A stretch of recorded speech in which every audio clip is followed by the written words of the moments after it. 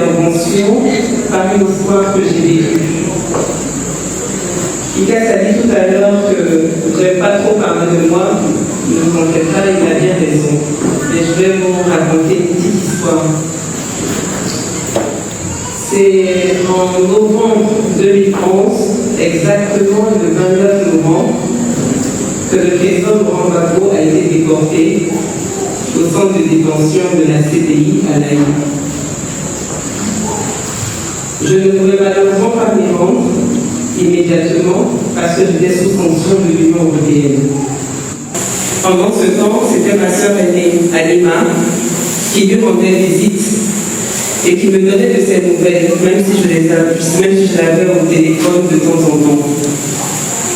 Ce n'est qu'en avril 2012, après la levée des sanctions me permettant de voyager, que je me rends au Londres et que je le vois pour la première fois depuis son arrestation le 11 avril.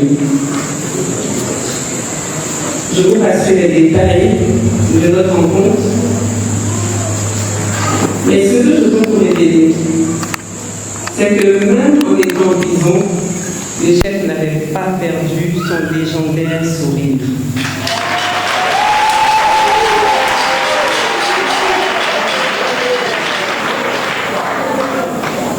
Le président Laurent Gbagbo, comme il nous le dit si souvent, et je le cite, « Je bavarde beaucoup, mais je parle peu ».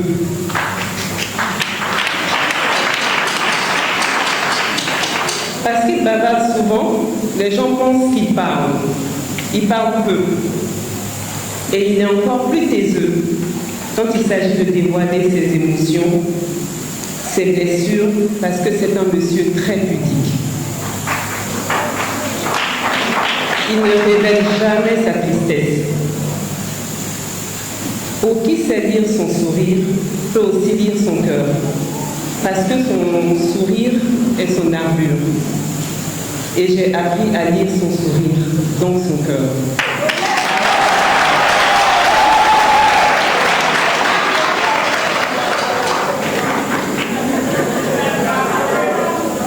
Mais je vous dis tout ça pourquoi aujourd'hui? Je vous dis cela parce qu'un jour, au cours de mes visites en prison, nous étions, le président et moi, assis dans le parloir de la CPI. Et nous avons entendu des chansons ivoiriennes. Nous avons aussi entendu l'hymne national, Salut au terre de l'espérance. Et nous entendions du libéré Gbagbo, libéré Gbagbo, libéré, libéré.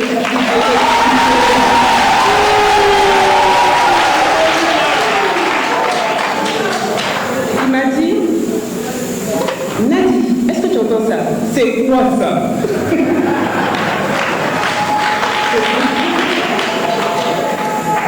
Il entendait, mais il ne pouvait pas voir.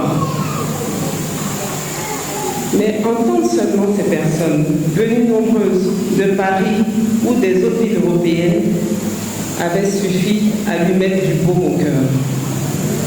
Et ce sourire qu'il porte au quotidien pour soit cacher sa tristesse, ou soit montrer sa joie, était cette fois-ci un sourire où j'ai senti son cœur véritablement s'illuminer.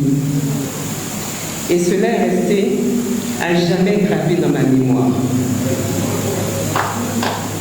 Ses frères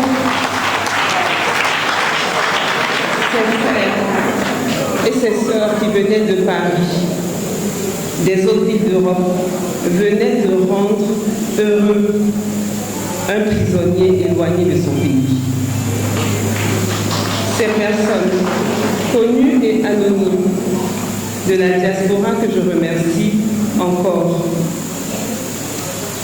venaient de lui donner un peu de son pays, un peu de son peuple, qui lui manquait et que je ne pouvais pas lui apporter. Parce que la vie du président Laurent Gbagbo, c'est vous, c'est la Côte d'Ivoire.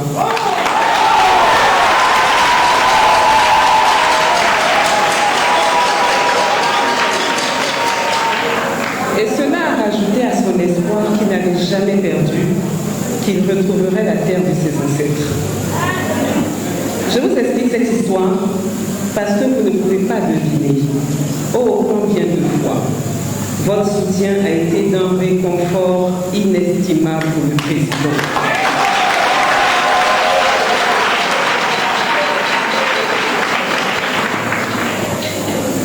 Chers invités, chers membres du PPAC, pendant que nos frères qui vivent à l'étranger manifestaient leur soutien au président, vous qui viviez en Côte d'Ivoire n'êtes pas restés inactifs. Vous vous êtes levés dans des conditions difficiles pour exiger sa libération. Vous avez prié, vous avez jeûné, vous avez élevé la voix et le président Laurent Gbagbo a retrouvé la liberté.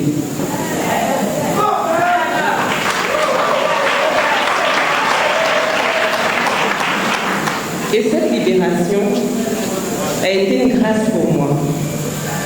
Parce que le président Laurent Gbagbo, dehors, hors des geôles, c'est moi aussi qui retrouvais ma liberté.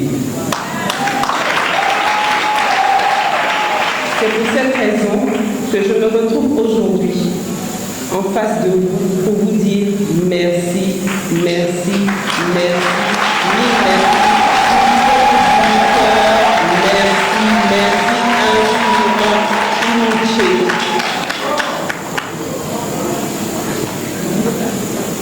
Mes sœurs, des gens diront que les hommes se sont également battus pour la libération de nos chefs.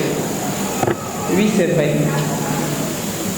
Mais pourquoi est-ce aux femmes que ma tournée de gratitude et de reconnaissance est adressée? Pour les religions monothéistes, Ève est celle qui a donné la pomme à Adam, donc c'est elle qui est à la base de tout. Donc c'est elle. Oui, ça va. Donc c'est elle qui est à la base de tous les problèmes humains. Je vais faire une petite anecdote concernant ce passage. Moi, je causais tout le temps avec le président et je lui disais, moi je ne crois pas trop. Il faut toujours qu'on mette des choses sur la tête des femmes. Je ne crois pas que ce soit Ève. C'est vrai que c'est des paroles bibliques venant du Coran. Mais bon, comme souvent sont les hommes, peut-être qu'ils ont mis ça sur Ève, mais je ne pense pas que ce soit Ève. Et puis en 2002, je vais accoucher. Mais la douleur de l'enfantement, waouh! Quand je sors de là, j'ai dit au président, Dieu a dit, tu enfanteras dans la douleur, donc c'est vraiment Ève qui a donné la force.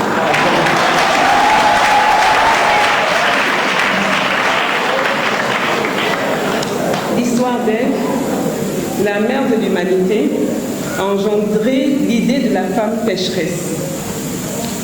Ce qui fait qu'aujourd'hui, tout ce qu'un homme fait de mauvais, on considère que c'est la femme qui l'a mal conseillé. Par simple syllogisme, si cela est vrai, que tout acte mauvais de l'homme est la faute de la femme, cela veut dire que tout ce qui est bon est à mettre au compte de la femme. N'est-ce pas, mes sœurs? C'est pourquoi, mes sœurs, les mamans, cette tournée de gratitude commence par vous. Vous qui avez toujours été à la brèche pour le président Laurent Gbagbo, il était important que je